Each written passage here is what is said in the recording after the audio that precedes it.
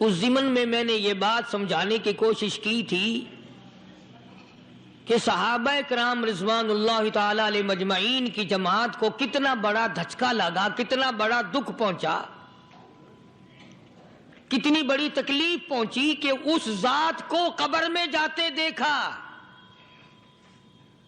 جس کے دیدار کے لیے سب کچھ اپنا ختم کر دیا تھا۔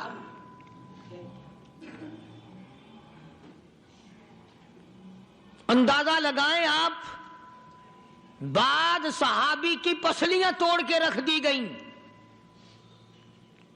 اور جب اس کو کہا گیا کہ تھوڑا سا پانی پی لے، کہتا نہیں، جب تک میں آقا کا دیدار نہ کر لوں ایک گھونٹ پانی کا نہیں پی سکتا۔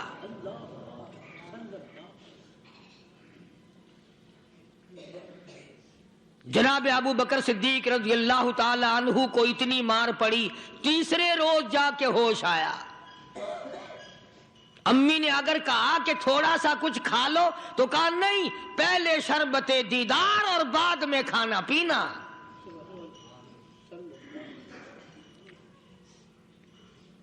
بے شمار صحابہ اکرام ہیں، اس لیے کہتا ہوں اندازہ لگا مدینہ منورہ میں کیا حال بنا ہوگا۔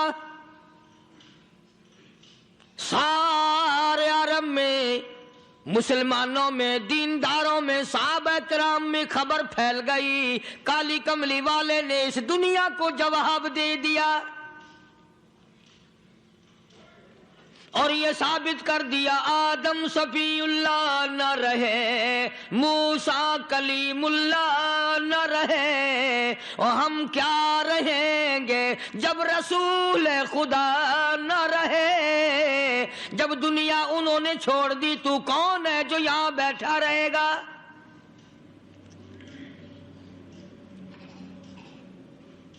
سیدنا فاروق اعظم رضی اللہ تعالیٰ عنہ جیسے بہادر فرمانے لگے، جو یوں کہے گا میرے نبی فوت ہو گئے، میں اس کی گردن اتار ماروں گا۔ میرا نبی فوت نہیں ہو سکتا، میرا نبی دنیا سے نہیں جا سکتا، میرا نبی ہمیشہ ہمیشہ کے لیے رہے گا۔ لیکن جناب ابو بکر صدیق نے قرآن کریم کی آیت سنا کر کے سمجھایا، فرمایا وما محمد الا رسول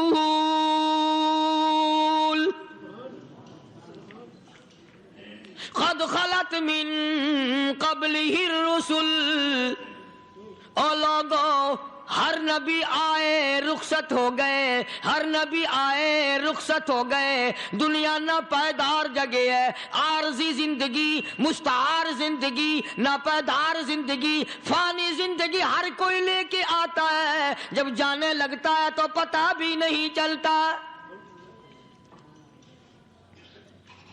اس لیے مجذوب کہتا کہ سونے چاندی کی چمک بس دیکھنے کی بات ہے، سونے چاندی کی چمک بس دیکھنے کی بات ہے، اور 4 دن کی چاندنی پھر اندھیری رات ہے، قبر میں ہمیشہ اندھیرا رہے گا۔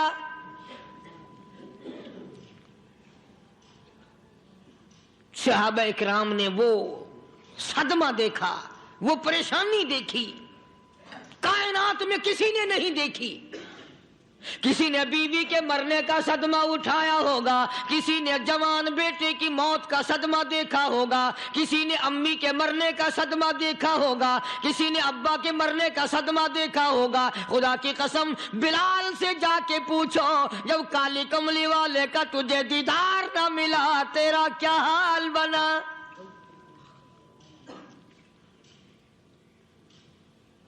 صحابہ اکرام نے وہ عشق نبھایا، کمال کر دیا۔ بڑے سے بڑی مصیبت آئی، اسلام کا سودا نہیں، ایمان کا سودا نہیں، دنیا کی طرف آئے ہی نہیں۔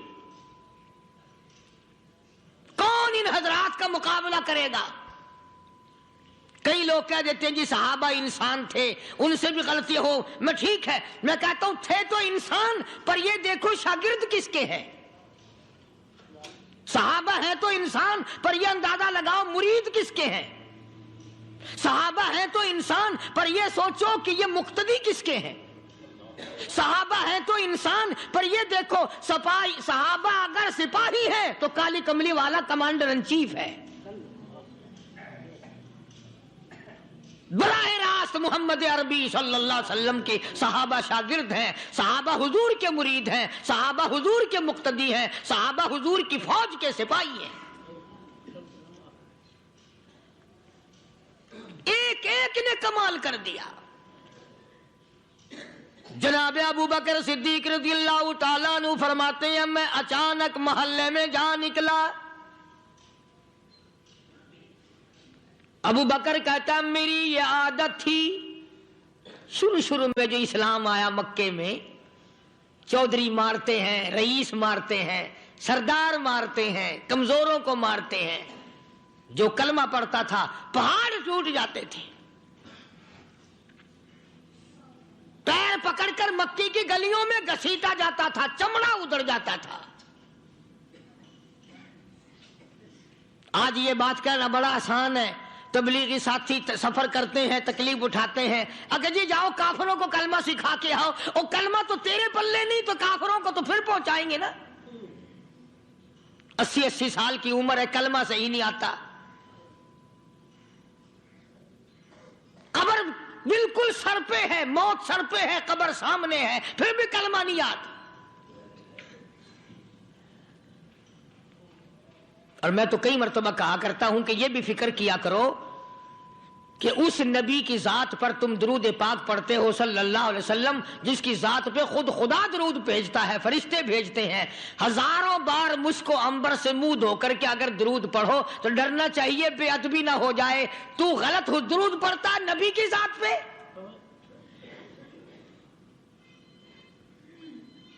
اور اس کو صحیح کرنے کا فکر نہیں رکھتا۔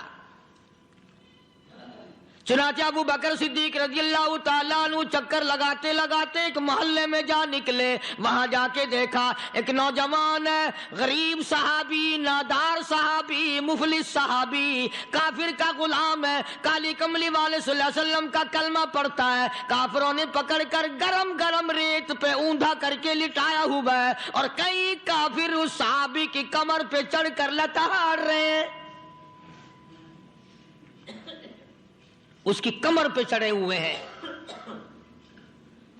جناب ابو بکر صدیق رضی اللہ تعالیٰ عنہ فرماتے ہیں میں نے دور سے دیکھا، میں سمجھ گیا کوئی غریب آدمی ہے، جب میں قریب گیا فرماتے ہیں میری آنکھ نے دیکھا ابو فقیہ صحابی، میں نے پہچان لیا، کئی آدمیوں کے لتاڑنے کی وجہ سے، کئی آدمیوں کی کمر پہ چڑھ جانے کی وجہ سے ابو بکر کہتا ہے اتنی لمبی ابو فقیہ کی زبان باہر نکل آئی، منہ سے زبان باہر لٹکی ہوئی ہے، مار رہے ہیں کافر۔ جناب ابو بکر صدیق رضی اللہ تعالیٰ عنہ نے فرما دیا نہ مارو، اللہ کا بندہ ہے۔ وہ کہنے لگے بندہ تو اللہ کا ہوگا، غلام ہمارا، اور کلمہ اس نبی کا پڑھتا ہے، ہمارا غلام ہو کر کلمہ پڑھتا ہے، کیوں؟ جب تک جان سے نہ مر جائے گا ہم چھوڑیں گے نہیں، ہم اسے ختم کر کے دم لیں گے۔ اس نبی کا کلمہ پڑھتا ہے، ہمارے سامنے پڑھتا ہے۔ جناب ابو بکر صدیق رضی اللہ تعالیٰ عنہ نے منع کر دیا، منع کرنے میں اور زیادہ مچر گئے، اور زیادہ خرمستی کرنے لگے۔ ابو بکر فرماتے ہیں میں بالکل قریب کھڑا تھا، ظالموں نے ابو فقیہ کی پسلیوں پہ، کمر پہ چھلانگیں لگانی شروع کر دی۔ جناب صدیق اکبر رضی اللہ تعالیٰ عنہ فرماتے ہیں میں بالکل قریب کھڑا تھا، جب انہوں نے چھلانگیں لگائیں صحابی بے نوا اور مفلس غریب صحابی کی کمر پہ، اچانک میرے کانوں میں کڑاک کڑاک کر کے پسلیاں ٹوٹنے کی آواز آنے لگی۔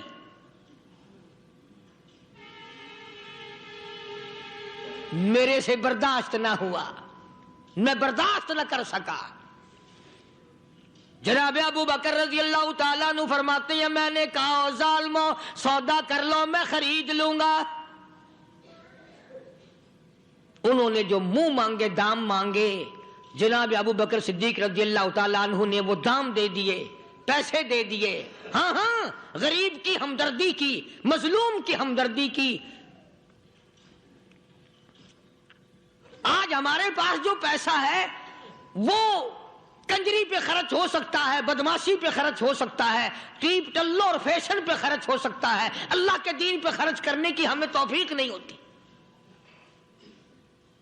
سارے سال کی کمائی کا حساب لگائیں کہ ہم نے کتنا اپنے بیوی بچوں پہ خرچ کیا، کتنا اللہ اور اس کے رسول اور اللہ کے قرآن پہ خرچ کیا. 100-2% بھی نہیں بنتا. جناب ابو بکر رضی اللہ تعالیٰ عنہ نے ابو فقیہ رضی اللہ تعالیٰ عنہ کو خرید لیا، کافروں کے نیچے سے نکال لیا، کپڑے جھاڑے، زخموں پہ مرہم پٹی کی. ابو بکر دوڑے دوڑے پانی کا پیالہ لے آئے اور فرمانے لگے ابو فقیہ تجھے بڑی مار پڑی ہے، بڑی تکلیف پہنچی ہے، میں نے تیری زبان باہر لٹکی ہوئی دیکھی، نکلی ہوئی دیکھی، خشکی آ گئی ہوگی، زبان پہ کانٹے جم گئے ہوں گے، تھوڑا سا پانی پی لے.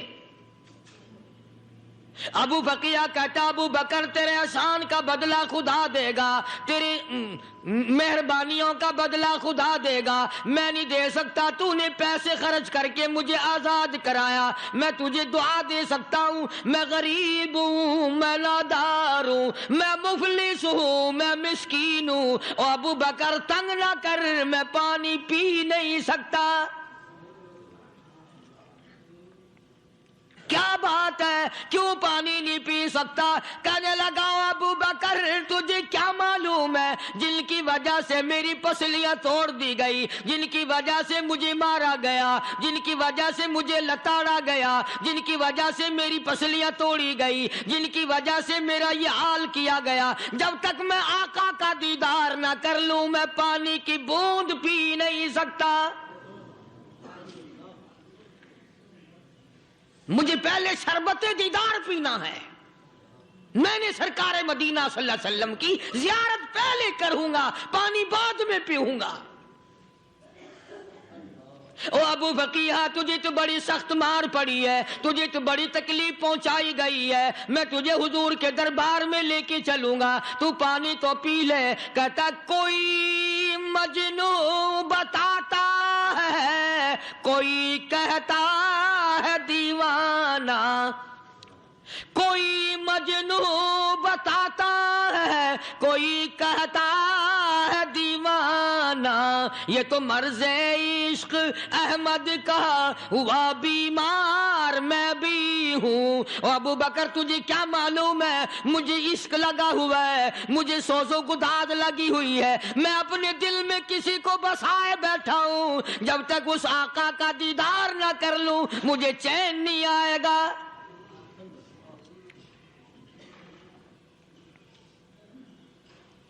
ہمیں عورتوں سے محبت ہے، ہمیں اولاد سے محبت ہے، ہمیں کوٹھی بنگلے سے پیار ہے، ہمیں روپے سے پیار ہے، ہمیں بڑی جاہ و حشم سے پیار ہے، اور خدا اور اس کے رسول سے پیار کرنے والے لوگ مدینے کے قبرستان میں سو گئے. قرآن سے پیار کرنے والے لوگ، حضور کے درباری لوگ وہیں سو گئے. اندازہ لگاؤ کوئی مار کھا کے اپنے ماں باپ کے پاس جائے گا، کوئی بھائی برادری میں جائے گا، کوئی تھانے میں رپورٹ لکھوانے جائے گا، کوئی اسپتال میں سرٹیفکیٹ لینے جائے گا، کوئی ڈاکٹری کرانے جائے گا. ابو فقیہ تم کتنے خوش نصیب ہو، امام الانبیاء کے دربار میں چلے ہو.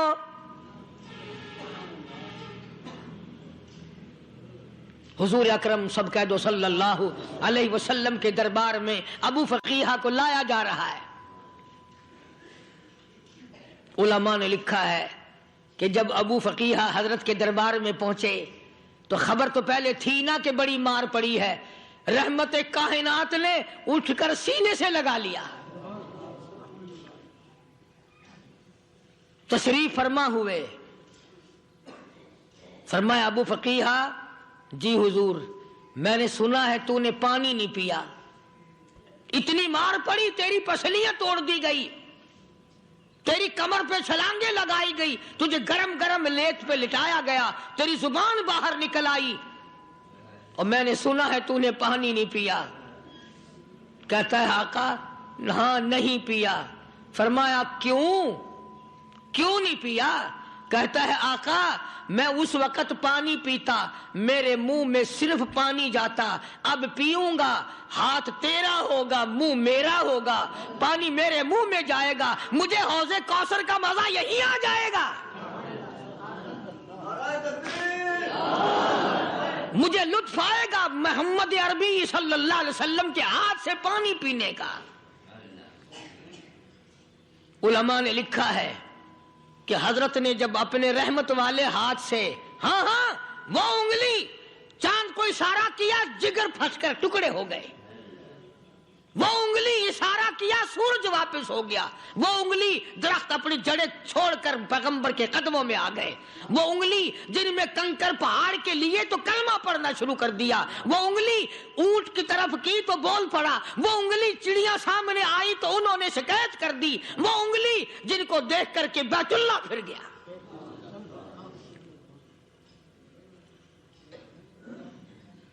مدنی کریم صلی اللہ علیہ وسلم نے یوں پانی کا پیالہ اٹھایا، ابو فقیہ نے پیالہ پکڑنے کے لیے یوں آگے کو ہاتھ کیا، فرمایا اب وہی بات ہوگی، ہاتھ میرا ہوگا منہ تیرا ہوگا، میں اپنے ہاتھ سے پلاؤں گا۔ ابو فقیہ کو پانی پلا دیا، اور پانی پلانے کے بعد پوچھا اب تیرا کیا حال ہے؟ اب حال کیا ہے؟ کہتا ہے آقا تیرے چہرے پہ فدا شمس و قمر، تیرے چہرے پہ فدا شمس و قمر، تیری زلفوں پہ تصدق شام و سحر، تیرے چہرے پہ فدا شمس و قمر، تیری زلفوں پہ تصدق شام و سحر، رخسار پہ ٹھہرے کس کی نظر، تیری بانکے ادا کا کیا کہنا، او کالی کملی والے تیری زیارت ہوئی سارے دکھ بھول گیا، میرے سارے غم ٹل گئے، میرے سارے دکھ دور ہو گئے، میری ساری پریشانی دور ہو گئی، اور میں تو اب مزے میں ہوں۔ جناب ابو بکر صدیق رضی اللہ تعالیٰ عنہ نے مال خرچ کیا، صحابہ کرام کی جانیں بچائیں۔ قیامت کا دن ہوگا، ساری کائنات کی پیشی ہوگی، اللہ پاک پوچھے گا تو دنیا میں کیا کرتا تھا؟ کوئی کہے گا میں کھیتی باڑی کرتا تھا، کوئی کہے گا میں دفتر میں نوکر تھا، کوئی کہے گا میری دکان تھی، کوئی کہے گا میں یہ کمائی کرتا تھا، کوئی کہے گا میں یہ کمائی کرتا تھا۔ آئے گی باری ابو بکر کی، اللہ پاک پوچھے گا دنیا سے کیا لایا؟ ابو فقیہ، حضرت بلال، حضرت نادیہ، حضرت زنیرہ اور کتنے صحابہ کرام کی جماعت کو پکڑ کر اللہ کے عدالت میں کھڑا کر کے ابو بکر کہے گا الہی صدیق کی کمائی تیرے سامنے موجود ہے۔ مبارک ہیں یہ لوگ کہ ان حضرات نے محض اللہ اور اس کے رسول کریم صلی اللہ علیہ وسلم کو راضی کرنے کے لیے اپنا سب کچھ قربان کر دیا، اور خود رسول کریم صلی اللہ علیہ وسلم نے ان کو ایسی تعلیم دی، ایسے اخلاق دیے کہ حد ہو گئی۔ دربار رسالت ہے، ایک کافر مسافر آتا ہے بھی کافر، ہے بھی مسافر، ہے بھی معمر، بوڑھا آدمی ہے۔ کبھی کبھی سوچتا ہوں کہ اس زمانے کے تو کافروں میں بھی کوئی خوبی ہوا کرتی تھی، منافقت تو نہیں تھی نا، منافقت نہیں تھی، چال بازی نہیں کرتے تھے، ہیرا پھیری نہیں کرتے تھے۔ وہ بوڑھا مسافر کافر سرکار دو عالم صلی اللہ علیہ وسلم کے دربار میں آیا، آ کے کہنے لگا نبی اللہ میں بوڑھا ہوں، مسافر ہوں بھی تیرا اور تیرے خدا کا منکر، پر میں سوال کرتا ہوں کوئی سواری دو، میرا گھر بڑا دور ہے، میں اس پر سوار ہو کر اپنے گھر پہنچ جاؤں۔ حالانکہ مسلمانوں کے پاس سواریاں کہاں تھی، خود تنگی میں تھے، وطن چھوڑ کے آئے، قربانیاں دے کے آئے، پتے چباتے ہوئے آئے، پانی پورا رج کے پینے کے لیے پانی نہیں ملتا، اور حضور کریم صلی اللہ علیہ وسلم کو پتا تھا کہ یہ سوال کرنے والا ہمارے عقیدے کا نہیں. رحمت کائنات کا دریائے کرم جو اس میں آیا، صحابہ کرام کی طرف خطاب کر کے فرمایا کون ہے جو آج میں محمد الرسول اللہ صلی اللہ علیہ وسلم کو سواری دے؟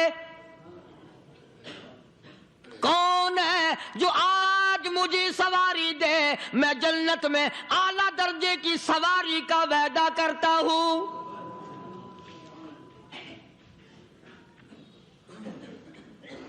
حضرت عبادہ بن ثابت رضی اللہ تعالیٰ عنہ صحابے اٹھے اور اپنی ڈاچی، اپنی اونٹنی حضور کے ہاتھ میں پکڑا دی اور حضور نے اس مسافر کو دے دی کہ لے بھائی سواری تجھے مل گئی. اب وہ مسافر جو تھا بوڑھا، وہ کہنے لگا جی میرے پاس کپڑا بھی نہیں ہے. اب تم جیسا اگر کوئی سیٹ ہوتا نا، آنکھیں نکالتا کہ ہم نے تیرے لیے یہاں کو ٹیکسٹائل مل چلا رکھے، سواری مل گئی تو اور آگے کو چل گیا، راستہ پکڑا پڑا جا. خدا جانے دھکے دیتے، خدا جانے مکے مارتے، خدا جانے کتنی باتیں بناتے. امام الانبیاء محبوب کبریا حضرت محمد مصطفیٰ صلی اللہ تعالی علیہ وسلم پھر کھڑے ہو گئے، صحابہ کرام کو خطاب کر کے فرمایا کون ہے جو آج مجھے کپڑا دے؟ کل میں جنت میں اعلیٰ درجے کی پوشاک اور لباس جوڑوں کا وعدہ کرتا ہوں.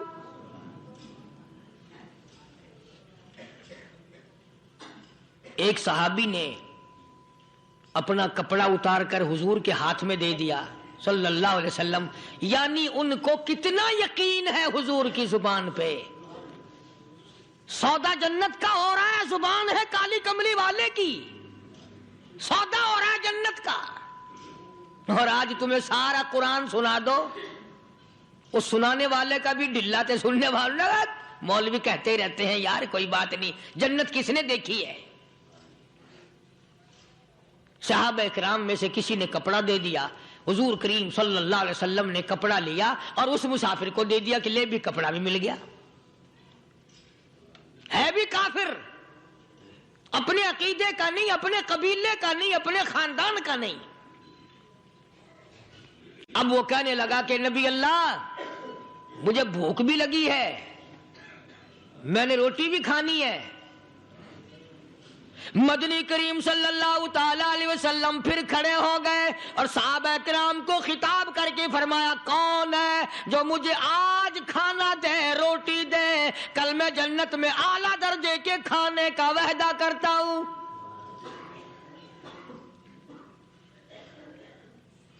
اس سوال کا جواب پورے مجمع میں سے نہ ملا. یوں لکھا علماء نے 300 صحابہ کا مجمع بیٹھا ہوا تھا. فاقہ ہو 300 صحابہ کا بھی فاقہ، کالی کملی والے کا بھی فاقہ. 3 دن سے کچھ نہیں کھایا، کچھ نہیں ملا، کوئی جواب نہ ملا. صحابہ کرام کی جماعت خاموش رہ گئی.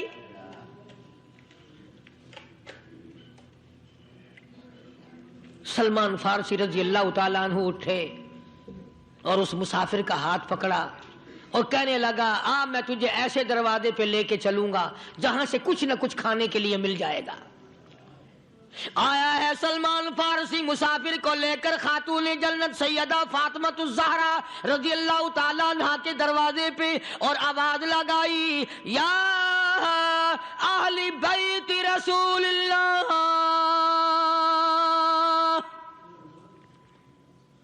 انطعموا فی سبیل اللہ. او نبی کی لخت جگر، نبی کی نوری نظر اور نبی کے جگر کے ٹکڑے اور کالی کملی والے کی بیٹی اے فاطمہ، ایک آدمی بھوکا ہے، کھانا کھلانا ہے، اس کے لیے کھانا بھیجو.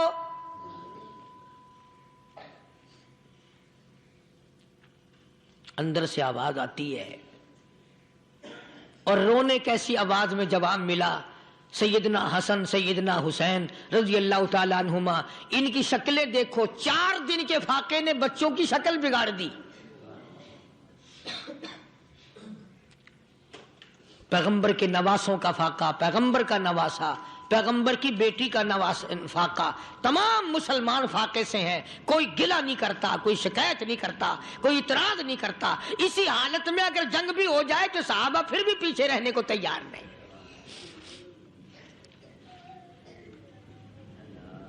جب اندر سے یہ جواب ملا کہ تمہارا تو 3 دن کا فاقہ ہے، فاطمہ کہتی ہے میرا اور میرے بچوں کا 4 دن کا فاقہ ہے، تو سلمان فارسی اس مسافر کو لے کے واپس ہونے لگا۔ اندر سے آواز آتی ہے خالی نہ جاؤ، میرے سر کی چادر لے جاؤ، یہ لے جا کر یہودی کے پاس گروی رکھ دو، گہنا رکھ دو، غلہ لے آؤ، میں پیس پکا کے کھلا کے بھیجوں گی۔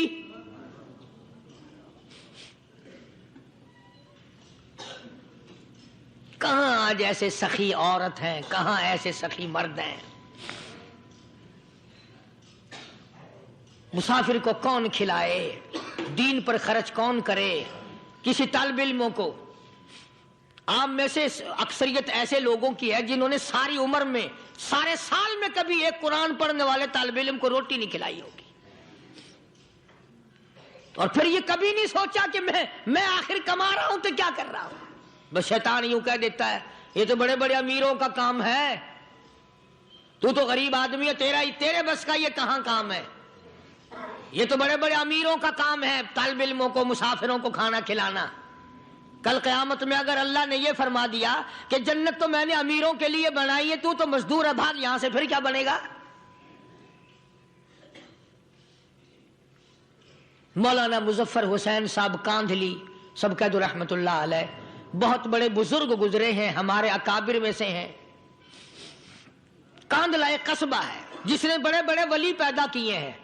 مولانا مظفر حسین صاحب کاندھلی، مولانا الہی بخش صاحب کاندھلی، مولانا محمد زکریا صاحب شیخ الحدیث رحمت اللہ علیہ کاندھلے کے، مولانا محمد الیاس صاحب دہلوی رحمت اللہ علیہ امیر تبلیغی جماعت کے ایجاد کرنے والے، شروع فرمانے والے، یہ بھی کاندھلے کے ہیں۔ تو یہ سارے بزرگ اس قصبہ کاندھلے کے ہیں۔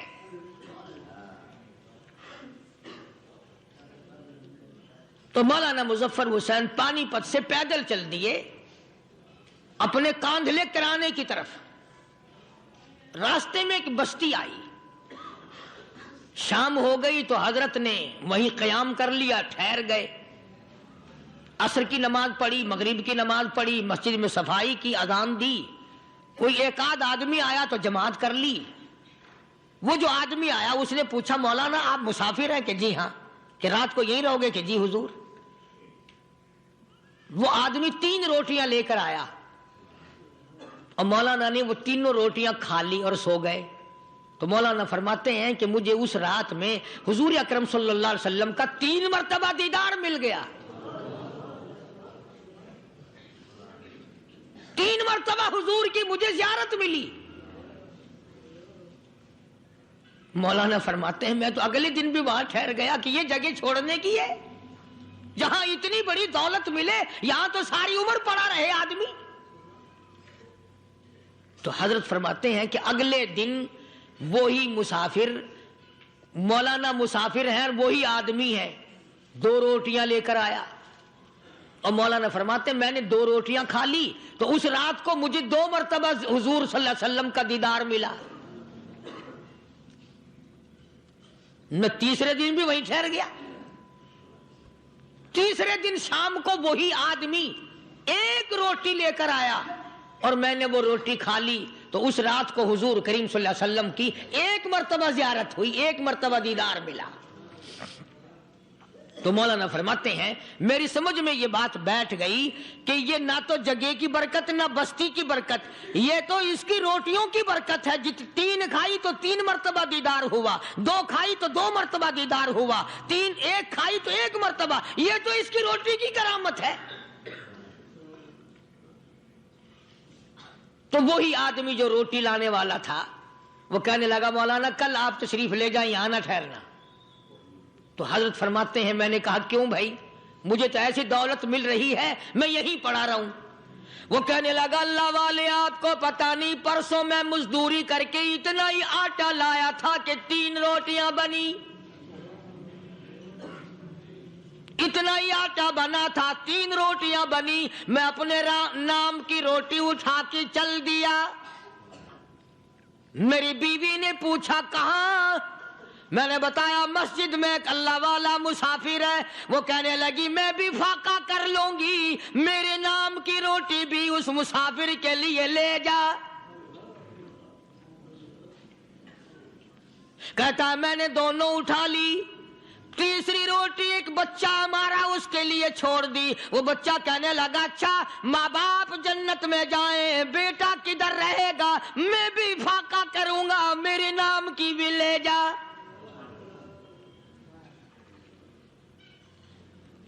میں نے 3 روٹیاں لا دی، اور اگلے دن جو میں نے مزدوری کی اس کی 3 روٹیاں بنی، بچے کی حالت خراب ہو گئی تھی، اس کو دے آیا۔ ہم نے میاں بیوی نے چوتھے دن بھی فاقہ کر لیا، اور آج بیوی کی حالت بھی خراب ہو گئی تھی، آج صرف اپنی لایا ہوں۔ مولانا اس لیے عرض کر دیا کبھی کل میرا پیر نہ پھسل جائے، ایسا نہ ہو میرا قدم ڈگمگا جائے، ایسا نہ ہو بھوک کا مارا میں کچھ اور کر بیٹھوں، اس لیے عرض کر دیا کل آپ تشریف لے جائیں۔ عرض میں یہ کر رہا تھا کہ کسی زمانے میں دوسرے کی خیر خواہی کے لیے لوگ سب کچھ کر گزرتے تھے۔ حضرت محمد الرسول اللہ صلی اللہ تعالی علیہ وسلم کے پاس جنگ بدر کے قیدی آئے تھے، کافر، اسلام کے دشمن، دین کے دشمن، قرآن کے دشمن، ایمان کے دشمن، مگر صحابہ کرام کو فرمایا یہ میرے مہمان ہیں، حضور نے فرما دیا صلی اللہ علیہ وسلم۔ ایک صحابی جو ایک مہمان کو لے گیا، حضور کے مہمان کو، تھے جنگی قیدی۔ علماء کرام نے لکھا صحابی کے گھر میں کھانا تھوڑا تھا، اس کافر کو تو کھانا دے دیا، آپ اس کے پاس بیٹھ کر درخت کے پتے چبا لیے۔ دوسرا دن آیا پھر ایسا ہی کیا، اس حضور کے مہمان جنگ بدر کے قیدی کافر کو کھانا کھلایا، خود درخت کے پتے چبا لیے۔ تیسرا دن آیا وہ جنگی کافر کہنے لگا، قیدی کہنے لگا آج پہلے کلمہ پڑھا پھر روٹی کھلا، میں پہلے مسلمان بنتا ہوں اس کے بعد میں کھانا کھاؤں گا۔ ارے تم اتنے اپنے اوپر دوسرے کو ترجیح دیتے ہو کہ ہم کافر بھی ہیں، تمہیں مارنے والے تمہیں مارنے آئے تھے، اور تمہارا حال یہ کر دیا کالی کملی والے نے کہ خود پتے چباتے ہو، دشمن کو کھانا کھلاتے ہو،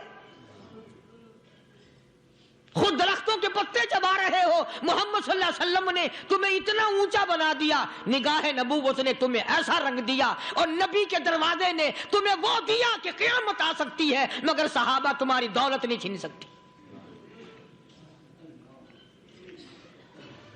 تو فاطمہ الزہرا رضی اللہ تعالی عنہا نے سر کی چادر اتار کر دے دی سلمان فارسی کو کہ یہ لے جا، یہودی کے پاس جا کے گروی رکھ دے، دانا غلہ لے آ، میں پیس پکا کے کھلا کے بھیجوں گی۔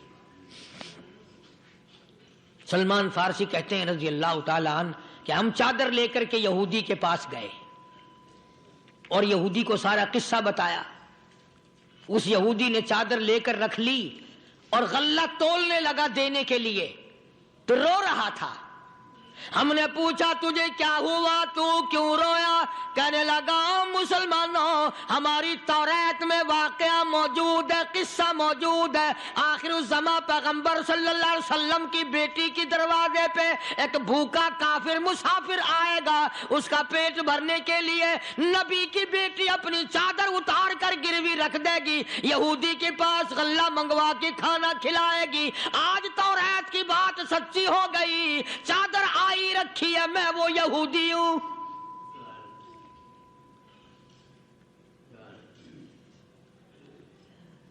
اور غلہ تول کر دے دیا۔ سلمان فارسی کہتے ہیں یہودی میری ساتھ ساتھ چل دیا۔ خاتون جنت سیدہ فاطمہ الزہرا رضی اللہ تعالی عنہا کے دروازے پہ آیا، اور جب ہم نے غلہ دے دیا، چادر بھی اندر یہودی نے پہنچا دی کہ میں چادر بھی واپس دینے آیا ہوں، اور سلمان کو کہنے لگا اب دیر نہ لگا، دیر نہ کر، کیوں؟ میری توریت نے تصدیق کر دی کہ یہ نبی برحق ہے، اب ایسا نہ ہو میرا دم نکل جائے، میں کفر پہ مر جاؤں، جلدی کر، مجھے سرکار کے دربار میں لے چل، میں مسلمان بنتا ہوں۔ اور اسی کو جا کے کہنے لگا تیری صورت، تیری سیرت، تیرا نقشہ، تیرا جلوہ، تیری صورت، تیری سیرت، تیرا نقشہ، تیرا جلوہ، تبسم گفتگو بندہ نوازی خندہ پیشانی، او کالی کملی والے میرا دل ہو، تیرا گھر ہو، تیرا در ہو، میرا سر ہو، تمنا مختصر سی ہے مگر تمہید طولانی۔ یہودی نے ضد نہیں کی، آج کا مسلمان کہلانے والا ضد کرتا ہے، ضد میں مارا جاتا ہے، ہائے ہم یوں ہیں، یہ یوں ہے۔ وہ یہودی اچھا نکلا، ذرا سی بات اس کے سامنے آئی فوراً سمجھ گیا، سرکار کے دربار میں جا کر غلامی قبول کر لی۔ بے شمار صحابہ کرام ہیں جنہوں نے اللہ کی راہ میں وہ دکھ اٹھائے، وہ پریشانیاں جھیلیں۔ اللہ غنی، مکہ مکرمہ میں سیدنا ابو جندل رضی اللہ تعالی عنہ صحابی ہے، ایمان قبول کر لیا، کلمہ پڑھ بیٹھا، بس کافروں کے لیے مشغلہ بن گیا، تماشا بن گیا، روزانہ مارتے ہیں۔ اندازہ لگاؤ مسلمانوں، ملتان کے رہنے والوں، سارا مکہ مارنے والا ایک ابو جندل مار کھانے والا۔ لڑکے مارتے ہیں، جوان مارتے ہیں، بوڑھے مارتے ہیں، پیر پکڑ کر مکے کی گلیوں میں گھسیٹے گھسیٹے پھرتے ہیں۔ رحمت کائنات حضرت محمد رسول اللہ صلی اللہ تعالی علیہ وسلم عمرے کے لیے تشریف لائے ہیں، کفار مکہ نے روک دیے۔ حدیبیہ میں مکے سے 6 میل پر حضور صلی اللہ علیہ وسلم تشریف فرما ہے، صحابہ کرام کی فوج ہے، لشکر ہے، سرکار دو عالم ہے صلی اللہ علیہ وسلم۔ ذرا توجہ کرنا، کلیجے پہ ہاتھ رکھ کے ابو جندل کے پیروں میں بیڑیاں ڈال رکھی ہیں، چلا نہ جائے، مدینے نہ بھاگ جائے، کھسک نہ جائے، نکل نہ جائے۔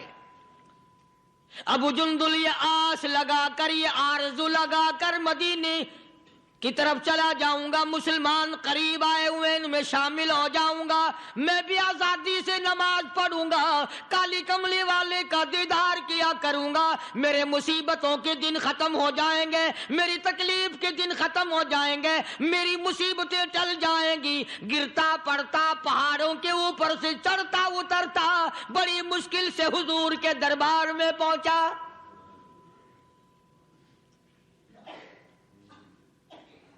حضور صلی اللہ علیہ وسلم سے ملا ہے۔ یہ اس وقت گیا جبکہ مغیرہ ابن شعبہ رضی اللہ تعالی عنہ اس وقت تک ایمان نہیں لائے تھے، کفار مکہ کی طرف سے سفیر بن کر حضور کے ساتھ بات کر رہے ہیں۔ معاہدہ پہلے طے ہو گیا، کالی کملی والے کے درمیان اور مکے کے کافروں کے درمیان معاہدہ پہلے طے ہو گیا کہ آئندہ جو مسلمان ہوگا وہ واپس کر دیا جائے گا، کفار کو دے دیا جائے گا، یہ طے ہو گیا۔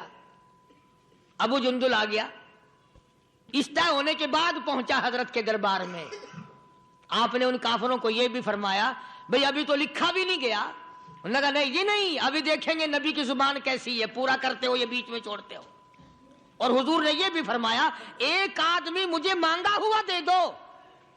انہوں نے کہا نہیں جی نہیں، کیسے چھوڑ دیں گے، ابھی تو پتہ چلے گا آپ کی زبان کا، سارا جہان کہتا ہے کہ نبی کبھی جھوٹ نہیں بولتا، ابھی معلوم ہو جائے گا۔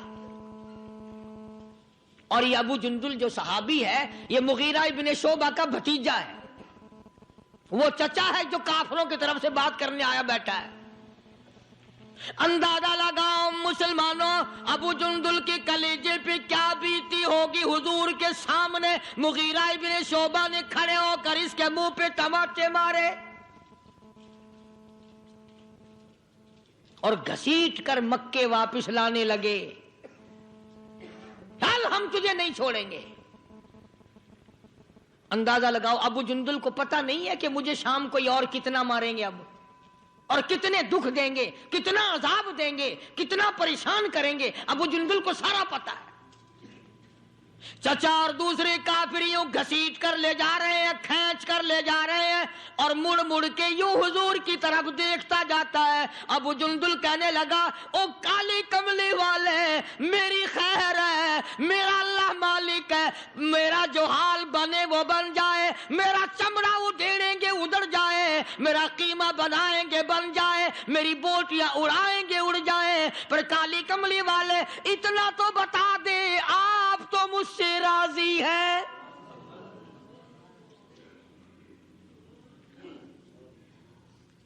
آپ اتنا فرما دیں آپ تو راضی ہیں نا. فرمایا ابو جندل میں راضی میرا خدا راضی. کہتا پرواہ نہیں تو راضی رہ میرا کچھ بن جائے. تم جیسا ہوتا تو بگڑ جاتا. واہ جی واہ خود یہاں موج کر رہے ہیں میں وہاں اکیلا پھنسا رہا ہوں، میں نہیں جاتا ہوں. وعدہ تم نے کیا ہوگا میرا تو کسی سے معاہدہ نہیں. ہزار ہاں باتیں بناتے، ہزار ہاں بیچ میں سے چنانچے نکالتے. صحابہ وہ ہیں جنہوں نے غلامی کی ہے، تکلیف آئی پرواہ نہ کی، قیمہ بنا دیا گیا پرواہ نہ کی، بوٹیاں اڑا دی گئی پرواہ نہ کی. ایسے لوگ پیدا کیے محمد صلی اللہ علیہ وسلم نے کہ زمین کے اوپر آسمان کے نیچے غلامی کرنے کے لیے ایسے لوگ آئے ہی نہیں.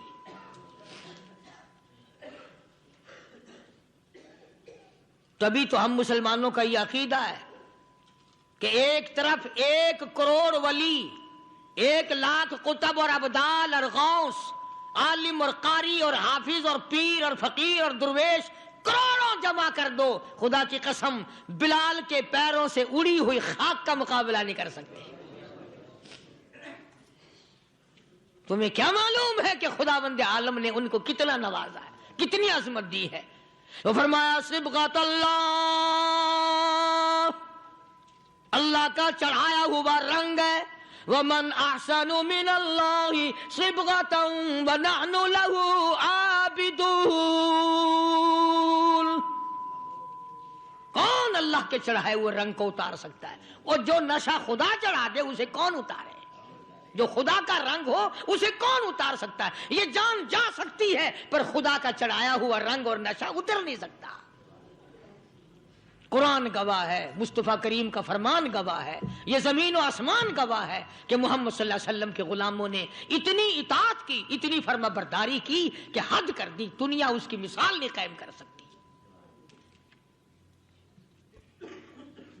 مسجد میں جماعت آئی ہوئی ہے، اس کا قیام صبح تک رہے گا. علاقے کے دوستوں کو، لوگوں کو چاہیے کہ وہ جتنا وقت بھی ان کے ساتھ خرچ کر سکیں اس سے گریز نہ کرو. نہ جانے قبر کے جانے میں 1 دن ہے یا مہینہ ہے یا سال ہے.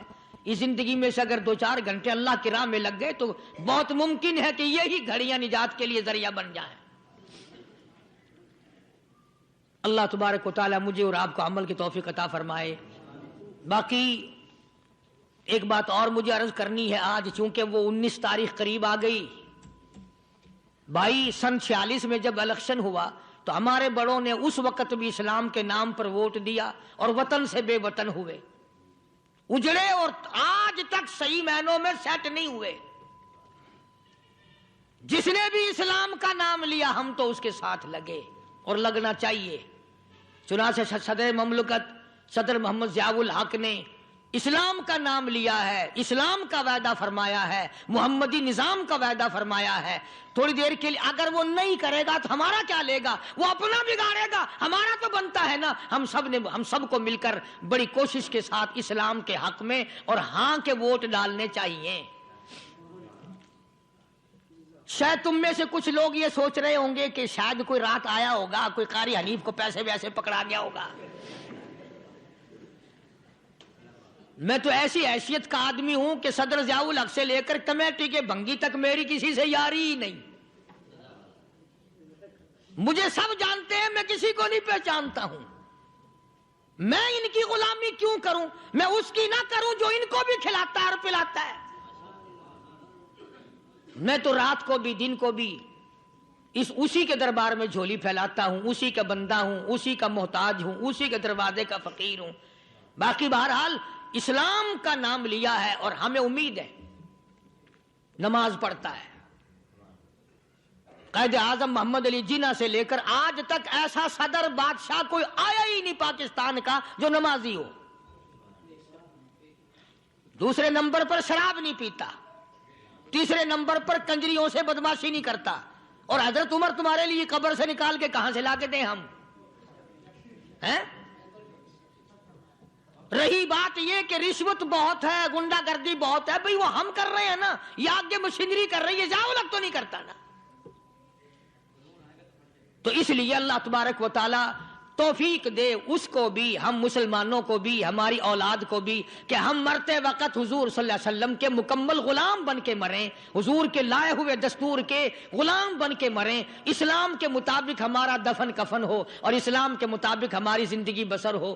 لہذا آپ حضرات کوشش کر کے ووٹ ڈالنے کے لیے جانا۔ ہماری ایک عادت ہے کہ جب تک آپس میں قریب کا کوئی مقابلے میں نہ کھڑا ہو اس وقت تک نہیں جاتے۔ اب مقابلے میں تو کوئی کھڑا نہیں، جو تمہارے لیے کاریں لے کر آئے گا، ٹانگے لے کر آئے گا، اور پرانی بڈھی جنازے جو ہوں گے انہیں بھی کھینچ کے لے جائے گا، بھی ایک ووٹ سے نہ رہ جائے، وہ قصہ تو ہے نہیں۔ تم کوئی بھی نہ جاؤ، کوئی بھی نہ جاؤ، انشاءاللہ پھر بھی صدر ضیاء الحق صدر ہے، کوئی بھی نہ جانا، سارے گھر بیٹھ کے چائے پیتے رہنا، صدر ضیاء الحق پھر بھی صدر ہے۔ تو تم اپنا کالا منہ کیوں کرتے ہو گھر بیٹھے بھائی؟